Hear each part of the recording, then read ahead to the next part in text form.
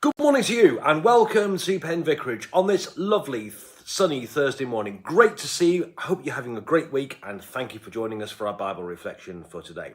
Firstly, may I give you an apology for what happened the other day. I did one on Tuesday about Isaiah chapter 40. You didn't do it properly, so I did it on Wednesday instead. So do look at yesterday's as well. That's about chapter 40. But today, my friends, we are in chapter 41.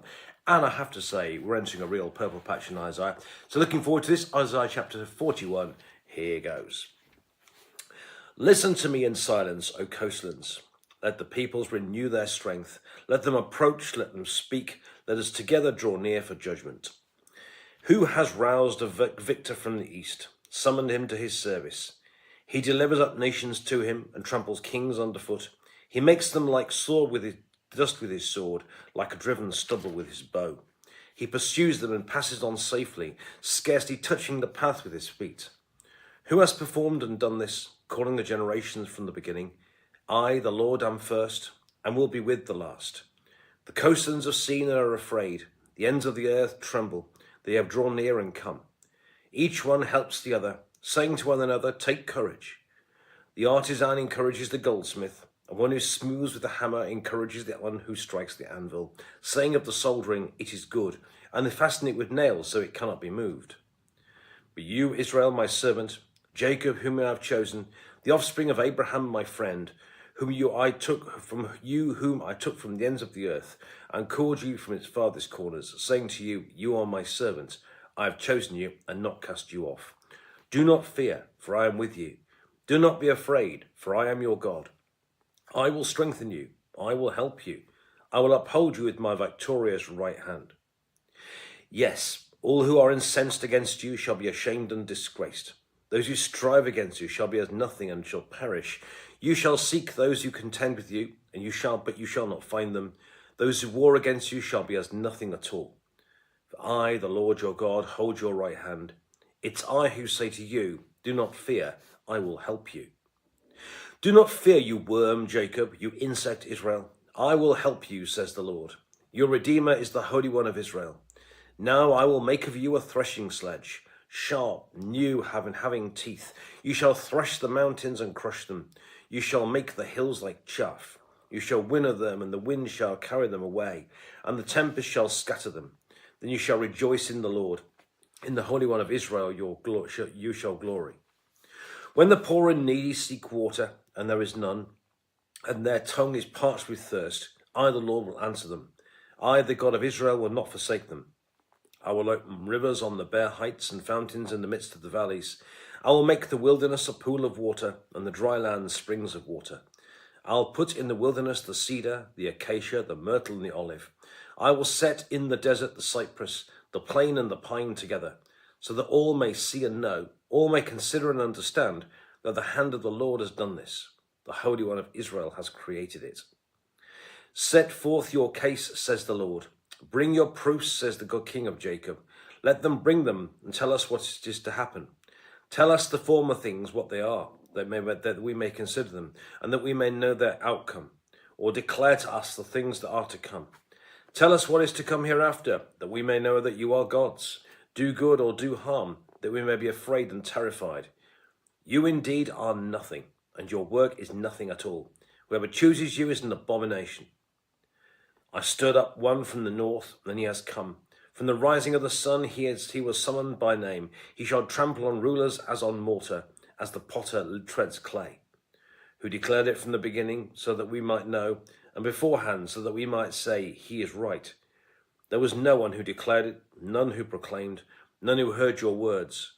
I first have declared it to Zion, and I give to Jerusalem a herald of good tidings. When I look, there is none. Among those there is no counselor, who when I ask is an answer. No, they are all a delusion. Their works are nothing. Their images are empty wind. And this is the word of the Lord. Thanks be to God. Okay, friends, to remind you of the context, Isaiah chapter 1 to 39 are really about what happened on just before 701 BC. It does usually do with the threat of the Assyrians and how God rescued Jerusalem and how they escaped with the skin of their teeth, thanks to the grace of God from the Assyrian invasion. So they escaped then. Then what happens, we skit on about 150 years. In the meantime, having escaped the Assyrian threat, Judah has a whole series of bad kings, with one notable exception, Josiah, who's good, but they all basically have bad kings, and they get more and more rotten, including a really, really bad one called Manasseh. And in that time, the threat of the Assyrians wanes. The Assyrians, who had been the big ones on the superpower, they go on the wane, and instead Babylon becomes increasingly powerful and eventually takes over from them. Then, but as I say, Judah goes worse and worse and worse, and eventually in 587 BC they get taken ignominiously, good word that, into exile under the Babylonians, people like Nebuchadnezzar and people like that. And it's an absolutely awful time for them. They've been there, I've been for a few years after that, and then in the words of Bobby Dylan, the times they are a-changing. And the changing but the people don't know how, but there's clearly a change in the air. Because the Babylonians, they're now on the wane, and the new king, the new rising power, are the Persians, under a king called Cyrus. More about him in a minute. But all the people know at the moment, that the rumours that were flying around Babylon at the time, because that's where the people of God were at the time in exile, is that the Babylonians are on the wane, the Persians are on the rise, and that's the context of this morning's chapter. So, what we have here, I'll try and take it a verse at a time. Verse 1 is really about saying, listen up, everybody. Listen in silence because, just listen because something is about to happen. All right, let's gather together. Let's listen in silence to what God is going to do. Then in verse 2 and verse 3, it talks then about a new ruler. Somebody who's going to come, who's going to deliver up nations, who's going to trample kings under the feet, and so on and so on. So there's clearly a new king or a new ruler on the rise. But through these verses 2 through to 7, what becomes 2 to 5, what becomes very, very clear is that God has raised this person up. This new king is not this new Persian king is not just some accident of history. This person, it is God who has raised this person up. Who has performed and done this? Verse 4, calling the generations to the beginning. I, the Lord, am first and will be with the last. So what he's saying is, listen up. As a new king who's going to do incredible things, but God is very clear that God has raised this person up. Then in verses 5 to 7, you see here that the people, the ends of the earth tremble and so on, because change is coming, and lots of people are frightened because that's going to happen. And people try and encourage each other. They try and make other gods that they can look to, and this type of. They're trying to encourage each other, but nonetheless, because this new thing is happening, because change is coming, people are frightened. But then in verses 8 to 10, the contrast, what he says here is that, but you, Israel, my servant, you whom I took from the ends of the earth and so on, saying to you, you are my servant, I have chosen you. Do not fear, for I am with you. So change is coming. They don't know what. The people, generally speaking around, are frightened, but he's saying to God's people, do not be afraid, because I am with you in this. That's this really, really good news. Then he talks in verse 11 to 13 about the enemies who will fail. So the enemies of God's people will fail. But then in verses 14 to 16, he says, there's lots of picture language here. You worm Israel, you insect Israel. So you worm Jacob, you worm Israel, but do not be afraid, because I will help you. What he's saying is, you may be small, you may feel very insignificant, but do not be afraid, because I am with you. In fact, more than that, I will make of you a threshing sledge. Put my teeth back in for that one. A threshing sledge. And the threshing sledge was something which used to be used in agriculture for separating good stuff from bad stuff. So what he's essentially saying is, do not be afraid, because I'll be with you. But more than that, those who are with you will be good, and those who will be against you, there'll be a clear demarcation line, and the good will be supported, and the bad won't, and so on. So those who will be with you, essentially what he's saying is, those with you I'll bless, and those who are against you, I will not. Then verses 17 to 20 talks about the poor and the needy and so on. And that's really, again, talking about God's people who in Babylon had a very, very tough time. But he's saying there's a way back, but good times are to come. But again, it'll be very, very clear that in verse 20, the hand of what the all may see and know, all may consider and understand that the hand of the Lord has done this. The Holy One of Israel has created it. So quite clear, God has done this amazing thing.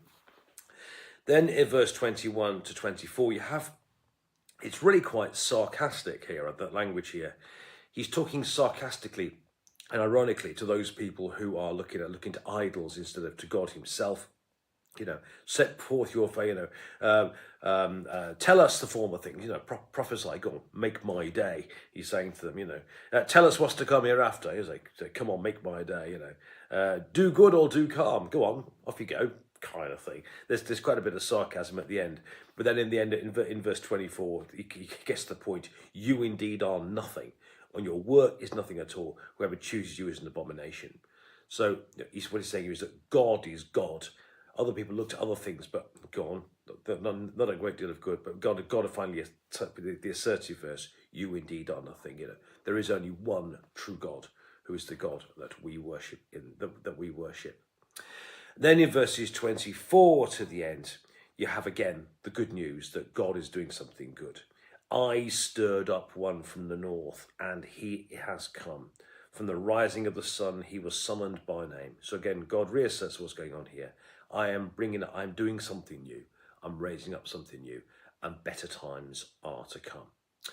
So God is going to do something new. All right. So listen up, everyone. God is raising up a ruler, and this will, but it's very, very clear. It's God who's done it. And that others may be in fear, but because you may be small, you may feel like an insect, but God is with you, so you do not need to be afraid. And better times are to come. Worshipping other things is futile, because in the end, God is God. He's doing something great. He reigns supreme. He's King of Lord of heaven and earth. He knows what he's doing. And you know something? He's the God that we worship today. Friends, I hope you found that helpful. Have a lovely Thursday. Thanks for watching.